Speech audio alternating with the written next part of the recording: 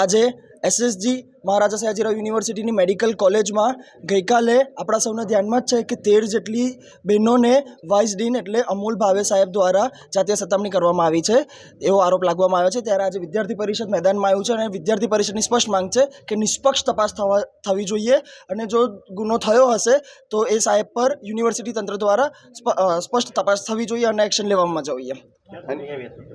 જ્યાર સુધી વિદ્યાર્થીઓને એમનો ન્યાય નહીં મળે ત્યાર સુધી વિદ્યાર્થી પરિષદ આ જંગ ચાલુ રાખશે, આ લડત ચાલુ રાખશે। જ્યારે જ્યારે વિદ્યાર્થી પરિષદ કોઈ બી જગ્યાએ આવેદનપત્ર આપવામાં આવે છે ત્યારે આપણે જોવા આવીએ છીએ કે તાળા જ હોય છે।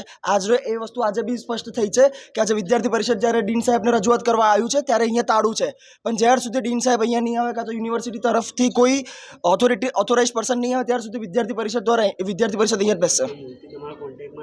હા, કોઈ યુવતી અમારા કોન્ટેક્ટમાં નથી। જે 13 બહેનોએ છે એ લોકોને નામ લખ્યા વગર ડીનને કમ્પ્લેન કરી છે, એટલે ફેકલ્ટીમાં બી કોઈને ખબર નથી કે 13 બહેનો કોણ છે।